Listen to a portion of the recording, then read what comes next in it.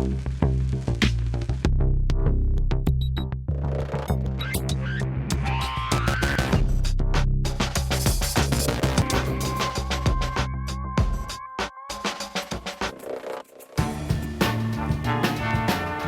principio se destacó como jugador de aquel plantel de Defensor que por primera vez destronó a los grandes obteniendo el Campeonato Uruguayo de Fútbol en 1976, a Gerardo Caetano nada de lo relacionado con la política le es ajeno. Su trabajo ha transitado en las fronteras de la historia y la ciencia política. En esas miradas, atravesadas y ampliadas por su obra, siempre visualizó en el fútbol el espacio épico constructor de mitos en la sociedad uruguaya. La primera elección con voto secreto, la primera elección en la que el gobierno pierde. Historiador, director académico del Centro de Formación para la Integración Regional, integrante de la Academia Nacional de Letras, coordinador académico del Instituto de Ciencia Política de la Universidad de la República, Caetano es uno de los uruguayos más escuchados en el continente latinoamericano. Su reconocimiento extramuros llevó a que el año pasado la revista de Relaciones Internacionales Es Global lo incluyera dentro de la lista de los 50 intelectuales más influyentes de Iberoamérica. Pero más allá de las distinciones y los goles, en Caetano sobrevive una mirada aguda de los fenómenos que matrizan a nuestra región y una preocupación permanente por el futuro, ese jardín de senderos que se bifurca.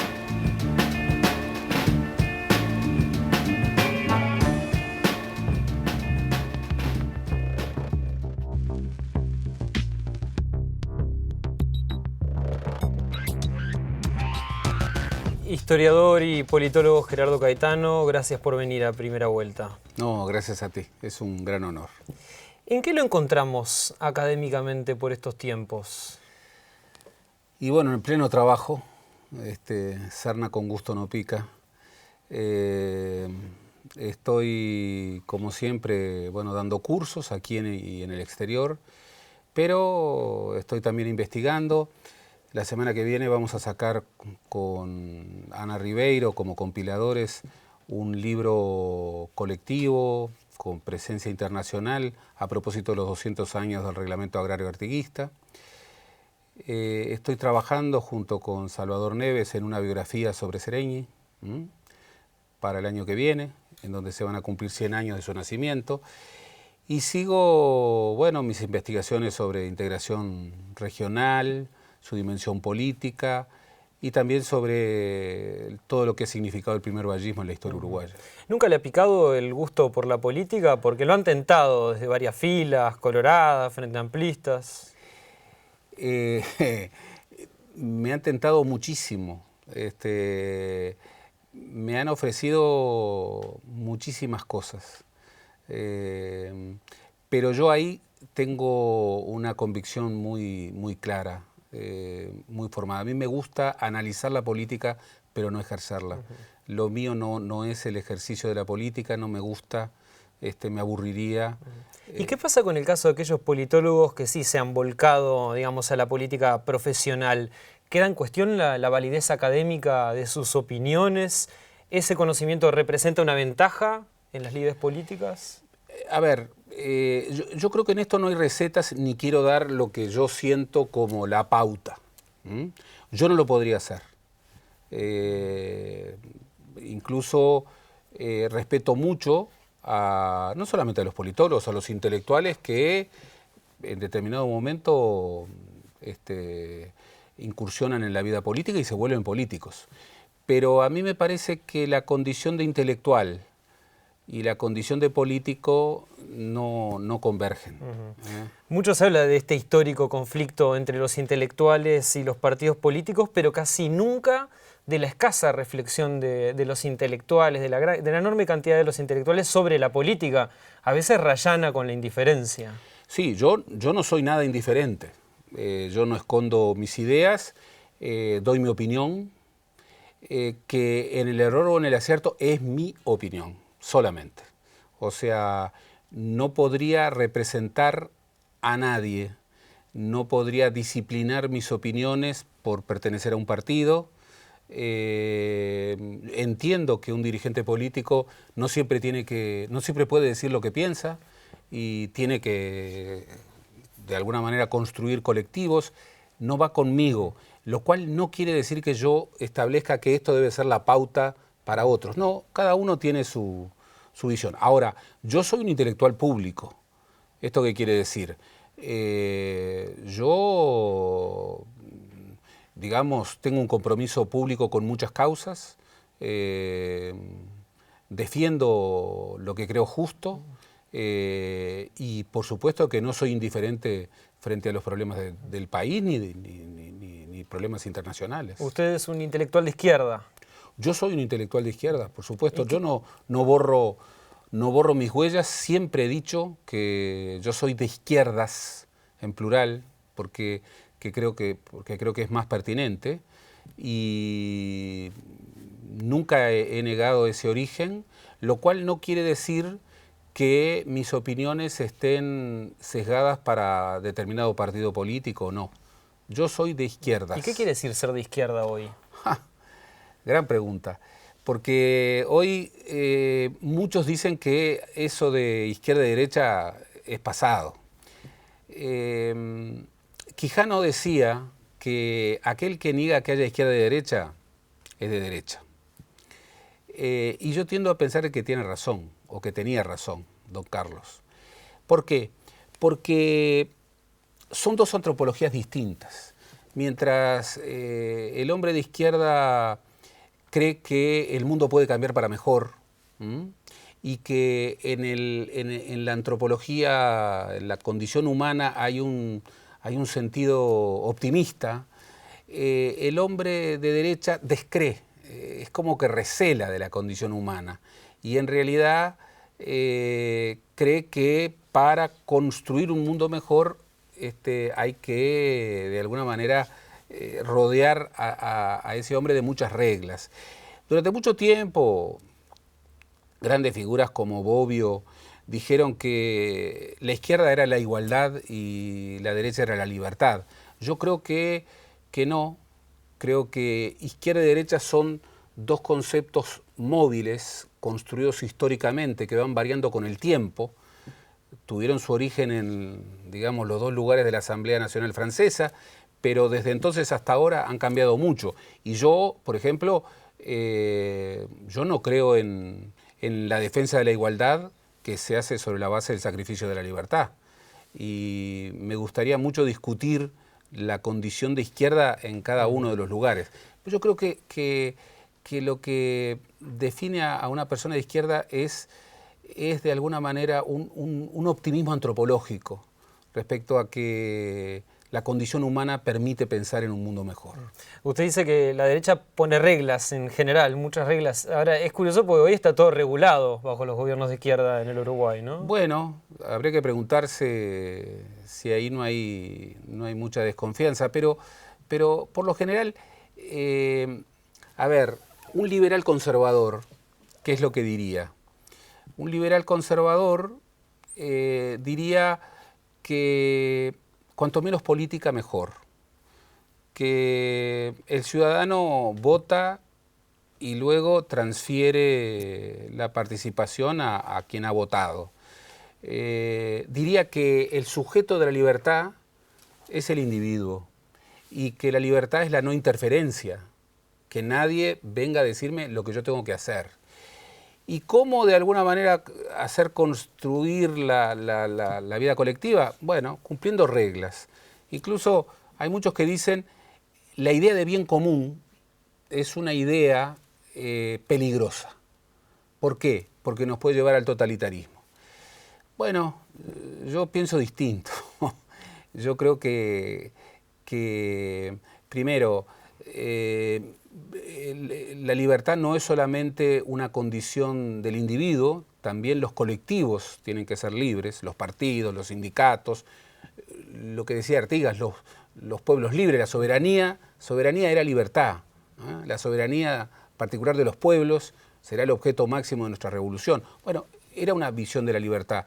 Y yo no soy libre si a mi alrededor hay personas que no son libres. Un concepto de la libertad colectiva, digamos. un concepto de la libertad personal, en donde se es persona en relación a otros.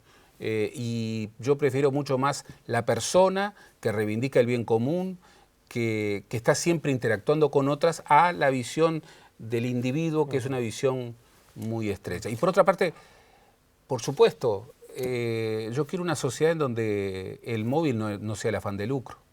Me parece que no creo en el egoísmo creador, creo en la solidaridad, que me parece un valor mucho más positivo. En los medios parece darse un debate donde la verdad historiográfica está siempre en tela de juicio, en cuestión, ¿no? Toda versión del pasado, sobre todo del pasado reciente, aparece relativizada, discutible, a veces una versión contradice la otra y se establece como una confusión y banalización de algunos de los temas del pasado. Un ejemplo, apenas para poner un ejemplo, es el de Meodio Pérez y la otra versión, digamos, del Movimiento de Liberación Nacional, de su historia puesta en discusión con este regreso al Uruguay. ¿Cómo se lauda la verdad histórica cuando entra en este conflicto? Lo que pasa es que la verdad histórica nunca se lauda, y eso es la premisa. Los historiadores no administramos la verdad sobre el pasado. Nosotros producimos conocimiento crítico sobre el pasado y lo que manejamos son hipótesis. Y las hipótesis no son verdades, son explicaciones probables que tienen que ser sustentadas con documentos, con preguntas, con fundamentos. Desde una intención de verdad, pero no administrando la verdad. En ese sentido, yo creo que la objetividad del historiador se mide en su apego y en su rigurosidad a las reglas del oficio. Las reglas del oficio implican tener muchos documentos e implica tener muchas preguntas y manejar hipótesis. Y sobre todo manejar hipótesis, como decía un maravilloso historiador francés, un amado historiador francés, que era Fernand Braudel, que decía: las hipótesis son como barcos, sirven para navegar y su momento más significativo es el naufragio. Bueno, yo creo que la verdad histórica no se lauda. Siempre discutiremos. Lo que hace el historiador, que por otra parte no monopoliza el relato del pasado, porque hay otros oficios que también relatan el pasado, es ofrecer una mirada sujeta a reglas y tratar de ser lo más riguroso respecto a esas reglas. También como ciudadano, ya dejando de lado el oficio, porque no somos solamente nuestro oficio. Yo no soy solamente historiador, soy también ciudadano. Bueno, yo como ciudadano creo en la verdad, tengo una proclividad a la verdad, y para mí la mentira es una de los defectos cívicos más terribles. Creo que el mentir, el no tener intención de verdad, es de las peores cosas que le puede pasar a un ágora. Lo invito a hacer una primera pausa.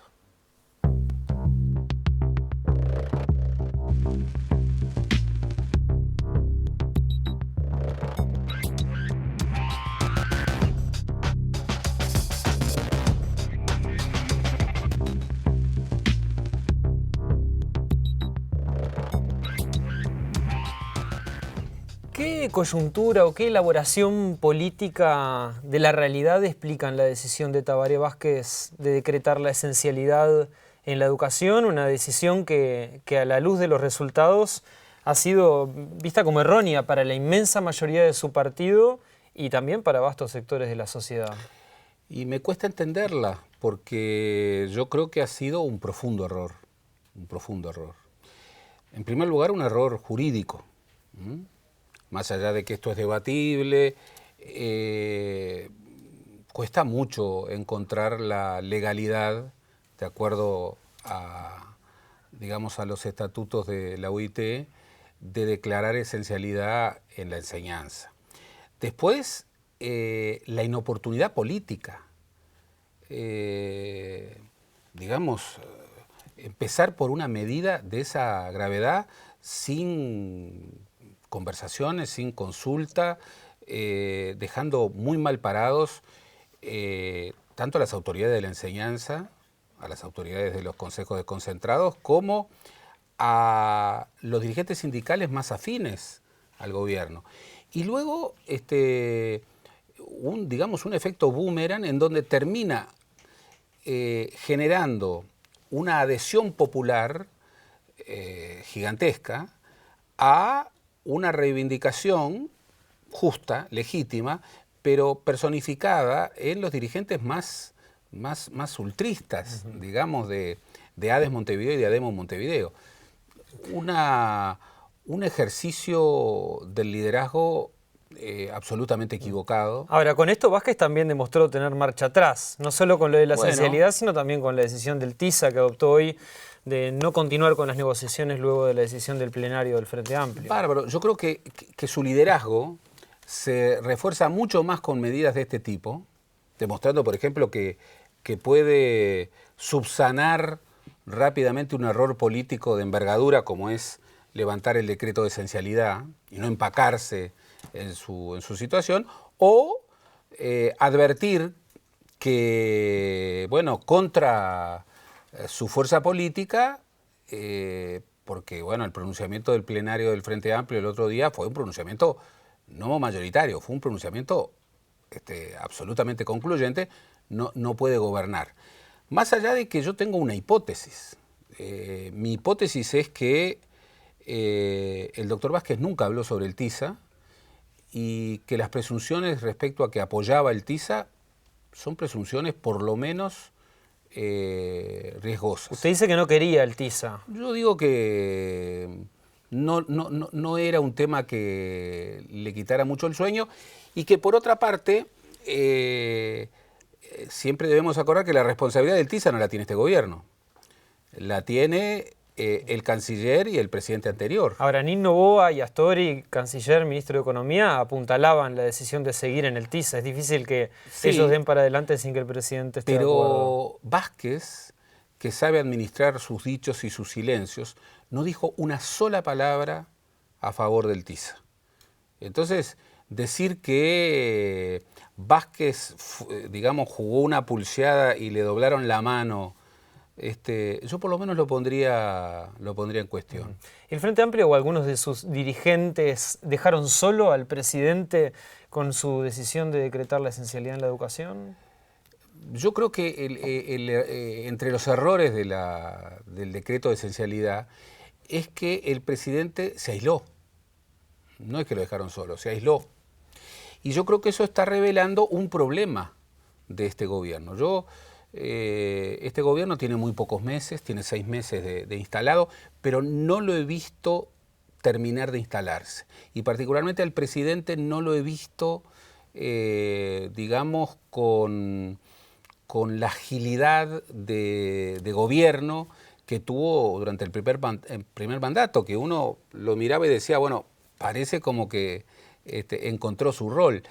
No lo he visto en esa actitud. Usted dice que no encontró todavía Tabaré Vázquez. Yo creo que todavía no encontró la sintonía. ¿Por qué? En primer lugar, porque no parece haber advertido lo suficiente que el Uruguay del 2015, el Frente Amplio del 2015, la sociedad uruguaya del 2015 son muy diferentes a la sociedad que él gobernó durante su primer mandato. Ahora, desde el gobierno de Mujica cambiaron algunas liturgias del poder y algunas cosas de la praxis política. ¿Usted cree que Vázquez leyó estos cambios en la sociedad? Y yo creo que no lo suficiente. Y que más bien algunos de esos cambios litúrgicos lo disgustaron. Esa desacralización del poder, digamos, de Mujica. Por ejemplo, o esa suerte de desorden en la forma de hacer política. Vázquez y Mujica todos sabemos que son muy diferentes, que tienen estilos muy diferentes. No se trata de que cambien, y menos a la edad que tienen. Se trata de que de alguna manera encuentren sintonía fina con la sociedad a la que gobiernan. Y además que gobiernan no en solitario, porque un presidente no es un monarca electo. Y además un presidente no gobierna en soledad. Un presidente, hay que leer la Constitución. ¿Usted dice que el liderazgo de Tabaré Vázquez tiene algunos visos de monarca electo? Bueno, es que en algunos momentos, y no solamente por lo que él ha hecho, sino por lo que mucha gente que lo rodea hace con él, realmente me cuesta ver a un presidente de perfiles republicanos. Por ejemplo, esa señal de poder de nombrar a todo su gabinete 2 días después del balotaje. Bueno, esa señal de poder en donde ni bien empezó, dio 2 o 3 señales, destituyendo, por ejemplo, a alguna gente. Esa señal que uno tiene de que en el gabinete parece que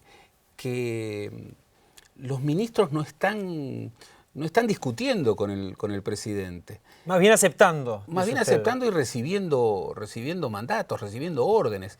Esa falta de diálogo político con los principales líderes. Y esto que finalmente terminó, bueno, con un mal manejo del conflicto del CIRPA, un mal manejo, pésimo manejo del conflicto de la enseñanza, en un momento absolutamente inapropiado como es la discusión presupuestal. Bueno, yo creo que Vázquez, que tiene muchas capacidades políticas, que tiene un gran olfato político, que tiene mucho carisma y que tiene la virtud que ha demostrado en otros momentos de su carrera política de sintonizar, creo que ha advertido que algo tenía que cambiar. Y me parece que el levantamiento del decreto de esencialidad y este paso atrás respecto al TISA, creo que, entre otras cosas, deben ser, por lo menos teniendo la hipótesis de que pueden ser una inflexión en la forma de ejercer su liderazgo. Según su percepción, ¿esta crisis política generada a raíz de la esencialidad puede ser una de las más importantes de los 10 años de gobierno del Frente Amplio? Y sin duda. ¿Y qué consecuencias o qué derivaciones puede tener esto? Bueno, en relación de la pérdida de poder del presidente en relación a la fuerza política, su relación con el Frente Amplio. Lo que pasa es que todo el mundo dijo, bueno, dio marcha atrás, perdió poder. Bueno, yo creo que si hubiera mantenido la esencialidad hubiera perdido mucho más poder. El poder se construye cotidianamente y muchas veces el dar marcha atrás es construcción de poder. El advertir un error, el advertir que el gobierno en una democracia republicana no es lo que dice el presidente, sino que es un ejercicio complejo de muchas interacciones en donde actúa el Parlamento, que tiene funciones de cogobierno, actúan los ministros, que junto con el presidente conforman el Poder Ejecutivo. Yo estos días he visto cosas y dichos bastante insólitos que revelan incluso poco conocimiento sobre la Constitución. ¿Por ejemplo? Y por ejemplo esta idea de que bueno, hay que rodear al presidente y hay que respaldar al presidente porque si no, el presidente pierde poder. En primer lugar, lo que hay es que ayudarlo a gobernar, porque no se gobierna en solitario. Incluso, por supuesto de que gobierna el Poder Ejecutivo, pero también gobiernan los partidos. Y esto ha sido siempre así. Ahora, ¿no ha habido también algunas críticas oportunistas desde adentro del Frente Amplio? Por supuesto, porque a mí me cuentan que en el gabinete no hay mucho debate. O sea que hay mucha gente que en el gabinete no habla y habla después. Que cuando ha habido reuniones con la bancada, por ejemplo, en el debate con la bancada, respecto al tema presupuestal, me dijeron que el único que se enfrentó fue el diputado socialista Gonzalo Sibila, que todo el resto mantuvo silencio. Bueno, eso realmente no ayuda al presidente. El presidente necesita gente que le diga que no. ¿Con quién cree que discute políticamente Vázquez? Esa es la gran pregunta. ¿Qué se responde usted? Esa es una gran pregunta. Yo creo que no está discutiendo con nadie. Ni siquiera con él mismo. Bueno, ¿por qué? Porque, por ejemplo, durante la primera presidencia, Gonzalo Fernández era una figura clave. Ariel Bergamino y su cuerpo de asesores directos, Ariel Bergamino, el actual embajador en Cuba, el prosecretario que era su hermano, Aldo Guerrini, que era su asesor, Fabricio Siniscalchi, es decir, era gente política, con peso político, que discutía cotidianamente con el presidente. Y ahora está Salgado, por ejemplo.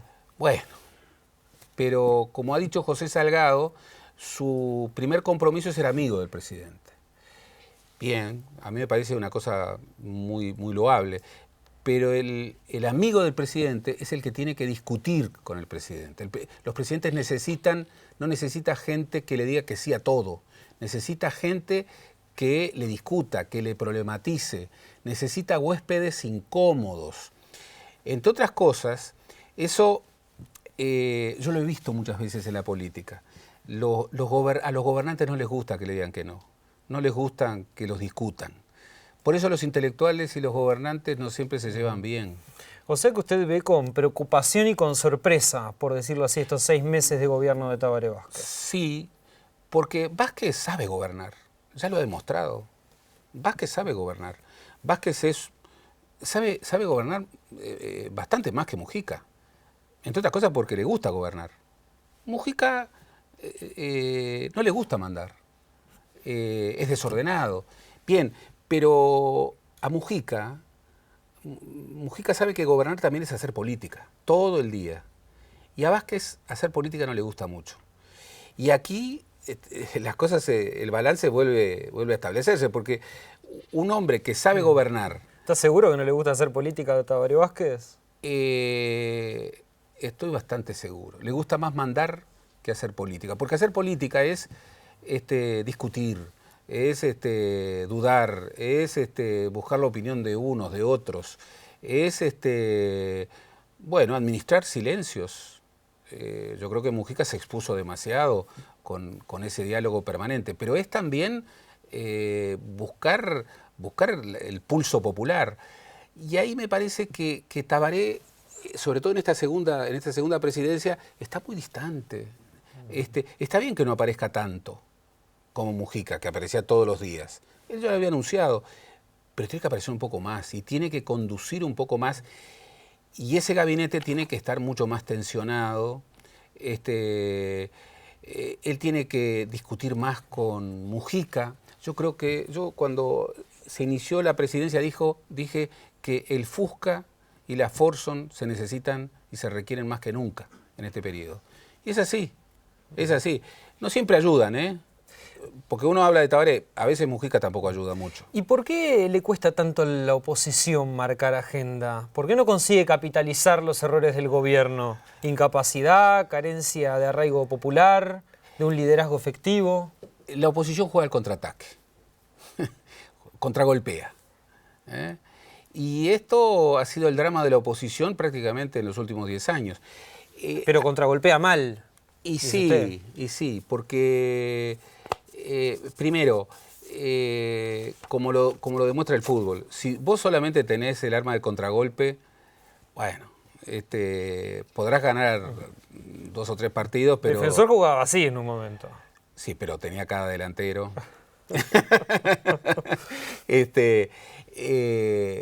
Pero yo creo que a la oposición le falta marcar agenda.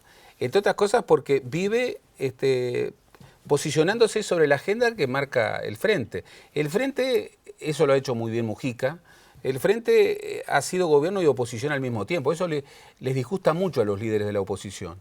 Sin embargo, en el periodo anterior fueron muy pocas las iniciativas que planteó el gobierno. Ahora hay todo un perfil que busca un debate, incluso se lo cita a Gramsci, un debate casi contracultural.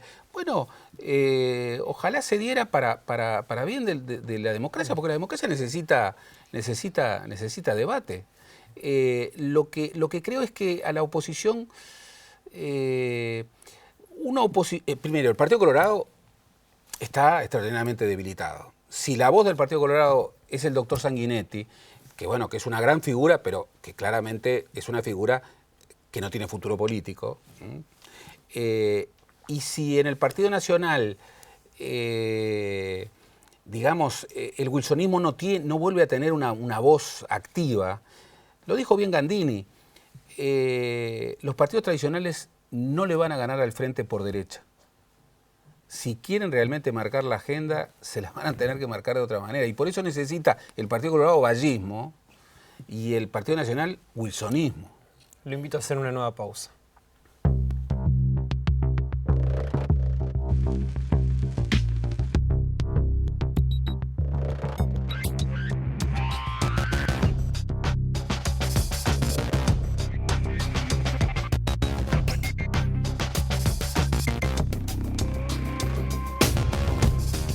Durante el periodo de Mujica se puso un marcado énfasis en la integración latinoamericana, reorientando la mirada hacia los países de la región, pero ahora se lo escucha al canciller, un día sí y otro también, hablando de regionalismo abierto. ¿Qué cambios concretos supone este viraje para la política exterior del Uruguay? Ni tanto ni tampoco. A ver, yo creo que Uruguay siempre debe apostar a un regionalismo abierto. Lo que pasa es que el concepto ha quedado... Un poco vago. Es un poco vago, pero también es bastante preciso en este sentido. Al Uruguay no le sirve un Mercosur que sea una zona ampliada de sustitución de importaciones. No le sirve un bloque para cerrarse. No, le sirve un bloque para pelear el mundo, para pelear mercados, para pelear complementación productiva. Eso en la versión cepalina, no en la versión liberal última, en la versión cepalina también se llamaba regionalismo abierto. Pero esto que Nil le llama regionalismo abierto da la sensación que supone la preeminencia de lo económico, de lo comercial sobre la política, ahí está. ¿no? Sí, pero hay que defender el concepto de regionalismo abierto. ¿Por qué? Porque ese concepto tiene una vieja historia y una prestigiosa historia, y por otra parte afirma lo que el Uruguay debe buscar. El Uruguay, repito, no puede aceptar un Mercosur cerrado en sí mismo. Es decir, no puede aceptar el statu quo actual del Mercosur. El Mercosur no puede tener, va a cumplir 25 años y tiene una agenda externa prácticamente inútil. O sea... Muy magra. Absolutamente magra. Se van a cumplir 10 años del no al ALCA, que fue de noviembre del 2005. Un no justificado para mí. Pero ojo, hay que también tener algún sí. Y hace más de 20 años que está negociando un acuerdo comercial con la Unión Europea. Entonces, el Mercosur también tiene que afirmar una vocación de mundo en una economía cada vez más globalizada. Por otra parte, todo bien Almagro, pero Altiza lo trajo Almagro. Entonces, y por otra parte, Mujica, a mi juicio de manera muy correcta, ha sido muy crítico del Mercosur. Muy crítico del Mercosur. Es más, ha exigido que el Mercosur se sincere. Mucho antes de todo este discurso del sinceramiento, Mujica estableció la necesidad de que el Mercosur reformulara el pacto porque si los estatutos de lo que se había planteado no eran viables, concretamente si no se puede lograr una unión aduanera, bueno, digámoslo y actuemos en consecuencia. Pero actuaba en alianza con Brasil, ¿no? En esa política del estribo. En el estribo. Lo que ocurre es que, eso sí, Mujica tenía y tiene una apuesta integracionista que Tabaré Vázquez no ha demostrado ni en la primera administración ni ahora. Tiene una voluntad de política exterior mucho mayor, sobre todo ahora que se ha convertido, a su pesar tal vez, o no, en una figura del mundo. ¿Por qué fracasó el sinceramiento del Mercosur que propusieron Nini y Astori en la cumbre? Buena pregunta. Recibieron críticas de todos los colores en esa cumbre. De todos los colores. Tal vez porque no lo transmitieron bien. El Mercosur necesita un sinceramiento. Allí cambiaron la palabra y buscaron fortalecimiento, pero... No es lo mismo.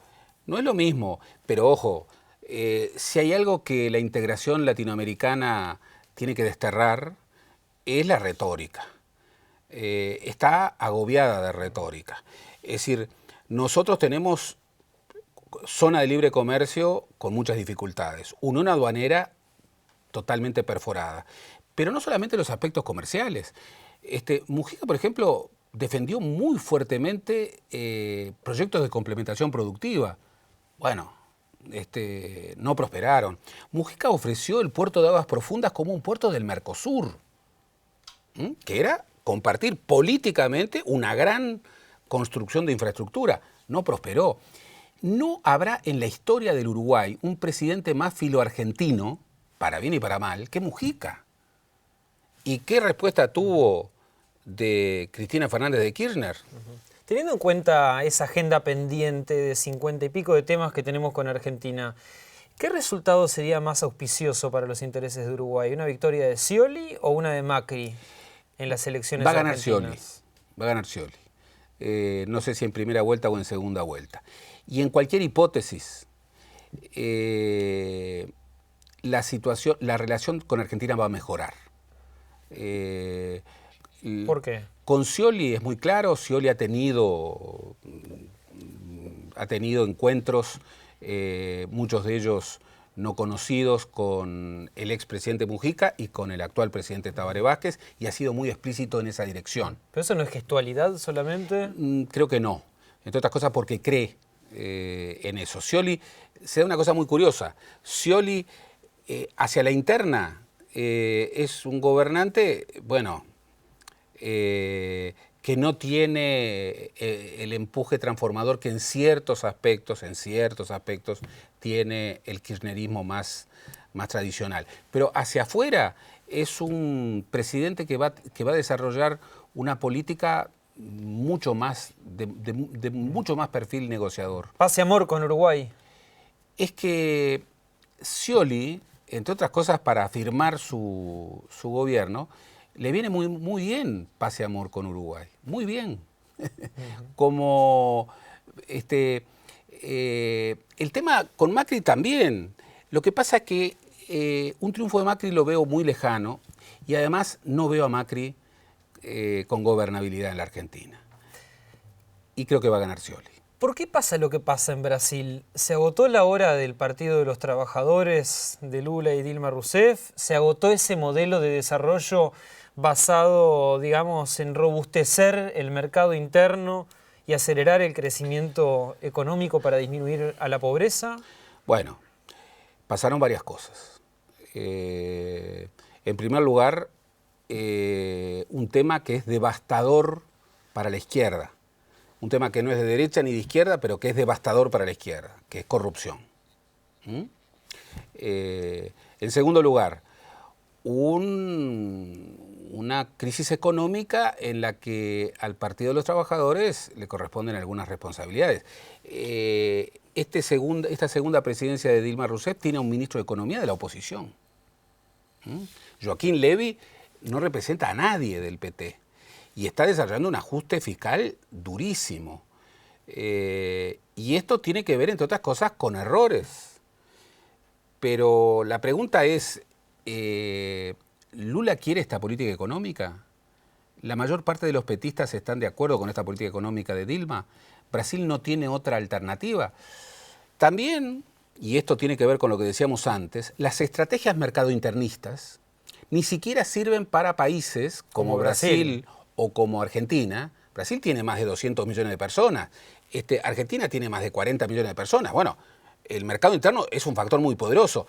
Uruguay tiene 3.400.000. Uruguay nunca pudo apostar al mercado internismo. Pero hoy, en un mundo globalizado, con una economía globalizada, el mercado internismo tiene corto alcance. Entonces, un Brasil, que es el país más industrializado de América del Sur, pero que ha primarizado absolutamente sus exportaciones, es un país que tiene problemas y que en este año está en recesión. También la oposición juega, y juega muchas veces en forma desleal. Y cuando hablo de la oposición, hablo de los partidos de la oposición, pero hablo también de esos otros partidos que son los medios de comunicación. La Red O Globo y la revista Bella, bueno, le han hecho la vida imposible a Dilma Rousseff. Entonces, hay toda una combinación de factores, pero entre esos factores no hay que exculpar las responsabilidades del PT, que son muy grandes. ¿Y esta crisis del PT debería ser un espejo para el Frente Amplio en el que mirarse para curarse en salud? Absolutamente. Es más, hay que mirar a América Latina y a América del Sur. Chile con problemas. Además, con un gobierno de Bachelet que se inició con un giro a la izquierda y que el cambio de gabinete lo hizo reorientarse hacia la otra perspectiva, y con corrupción. Ecuador con gravísimos problemas. Además, sin haber transformado el modelo de desarrollo. ¿Qué exporta Ecuador? Estuve hace 2 semanas. 40% de petróleo, la mayor parte no refinado. 22-25% de banano. Por eso tuvo que hacer el Tratado de Libre Comercio con la Unión Europea. Venezuela ni hablemos, ¿no? Bueno, Venezuela, 95% de sus exportaciones son petróleo, la mayor parte no refinado. Compra a los Estados Unidos petróleo refinado. Importa el 70% de alimentos. ¿Eso es un gobierno de izquierda? ¿Esa es la transformación de un modelo productivo? Bolivia está en una situación muy distinta y hay que mirar a Bolivia, porque Bolivia tiene una estabilidad macroeconómica muy fuerte, y bueno, ha venido desarrollando algunas iniciativas interesantes, pero también tiene el problema de estos regímenes con liderazgo encarnado, de que si no hay reelección, la sucesión es todo un gran problema. Por supuesto que el Frente Amplio tiene que mirar a la región. ¿Y ve algunos síntomas en el Frente Amplio? No, lamentablemente no. Porque además el Frente Amplio tiene un desafío gigantesco. ¿Cómo? Lamentablemente no entendí esa parte. Y sí, lamentablemente no, porque todos los partidos tienen que renovarse. La vida democrática, este es un país muy sistémico. Entonces, uno tiene que, por ejemplo, yo quiero que el Partido Colorado reencuentre el vallismo y reencuentre liderazgos jóvenes. El Uruguay lo necesita, el Uruguay necesita Partido Colorado. Yo quiero que el Partido Nacional tenga mucho más wilsonismo, el país lo necesita. Y yo quiero que el Frente Amplio, por ejemplo, renueve su elenco dirigente, porque ese triángulo final que le ha dado tantas victorias es la última. Ahora, escuchamos nombres como Sendik, Martínez, Constanza Moreira, ¿no son figuras de renovación? Lo tienen que demostrar, lo tienen que demostrar. Y entre otras cosas, para demostrarlo, tienen que mirar más allá del Uruguay, mirar al continente, mirar al mundo y hacer política a la altura de estos tiempos. El tiempo dirá. Yo por ahora veo un Frente Amplio donde la renovación está bastante Ahora hay bloqueada. otros problemas que se agregan, ¿no? La lejanía del partido con la sociedad, el gobierno que termina fagocitando al propio partido, los cuadros preocupados solo por los cargos. Y la desmemoria. Bueno, el clientelismo. Mujica a veces dice, no quiero que le pase al Frente Amplio lo que le pasó al vallismo. ¿Usted dice, ya le está pasando?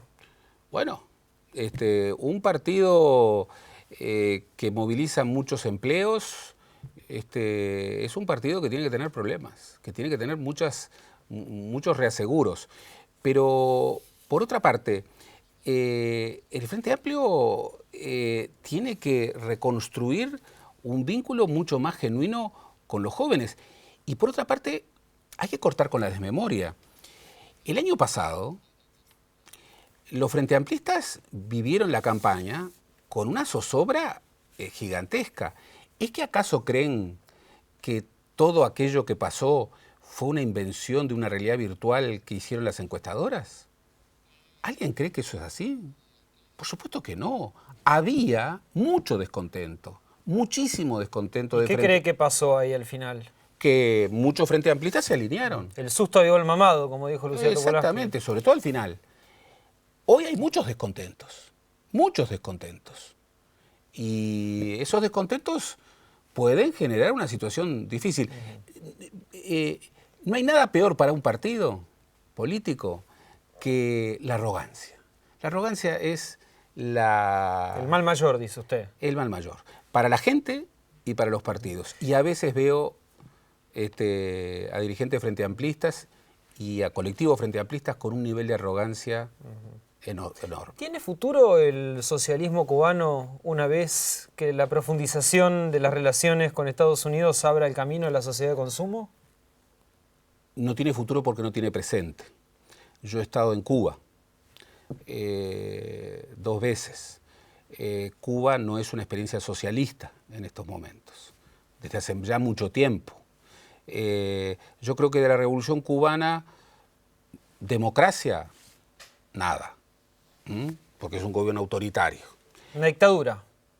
En buena medida sí. No hay otra forma de referirlo. Socialismo, bueno, hubo algunos momentos en donde se construyeron, sobre todo en salud y en educación, cosas importantes. Pero el pueblo cubano hace décadas que vive muy mal. Hace décadas que le alcanza para 10 días y los otros 20 días del mes tiene que changar. Y a mí me irrita mucho gente que ha ido a Cuba, que ha visto eso y que cuando vuelve, como pasó antes con la Europa del Este, miente o no dice nada. Lo que sí va a quedar, y es un gran legado de la Revolución Cubana, es la defensa de la soberanía, es el antiimperialismo, es en el plantar, es como decía el Tucho Metol, plantarse en las fronteras del imperio y decirle no. Y esto no es poca cosa, no es poca cosa. Estuve también este año en San Juan de Puerto Rico. Y ver a Puerto Rico es, justamente en este aspecto, es la contracara. Puerto Rico es una colonia norteamericana, totalmente fundida. Tiene una deuda impagable de casi 80.000 millones de dólares y a uno el corazón se le estruja cuando ve una isla tan, pero tan latinoamericana, los boricuas, con la bandera norteamericana. Es ver una colonia en el siglo XXI. ¿El concepto de antiimperialismo debería incluir hoy a China? Por supuesto, por supuesto. En Ecuador me contaban que un mariscal chino fue a dar una conferencia. Y entre las preguntas uno le preguntó, bueno, y para la dirigencia china, ¿cuál es el mejor de los mundos? Y el mariscal dijo, por supuesto que este. Y todos quedaron impactados. ¿Y por qué? Porque en este mundo nosotros vamos a ser la primera potencia mundial. Hay que ver los tratados que China ha desarrollado en África, el modelo extractivista, la irrupción. Hay muchos ingenuos que creen que China es un hegemón benévolo, alternativo a Estados Unidos y a la Unión Europea, los grandes imperios de los 2 últimos siglos. China, primero, no es un emergente, es un retorno. Y China, en América Latina, compra alimentos sin procesar y minerales sin procesar de acuerdo a un modelo extractivista terrible. Presta dinero, lo vi en Ecuador, para infraestructura que realizan empresas chinas. ¿Y qué es lo que vende? Productos con valor agregado. La izquierda pone el foco en Estados Unidos y mira poco a China, entonces. La izquierda hoy tiene que reconstruir un nuevo internacionalismo y mirar a todo el mundo. Mirar a Estados Unidos, mirar a Europa, mirar a China, porque ojo, China también es una reformulación del mercado mundial en un contexto de rebalance de poder. Y ya estamos viendo que dio una década de bonanza a Sudamérica, pero reforzó la lógica de una Sudamérica que vendiendo commodities no va a llegar al desarrollo. Pero por supuesto que hay que pensar el antiimperialismo, aun cuando China siempre ha tenido una política exterior poco agresiva, a diferencia de Estados Unidos y a diferencia de Europa. Gerardo Caetano, historiador, politólogo, gracias por venir a Primera Vuelta. No, gracias a ti, ha sido un gusto realmente.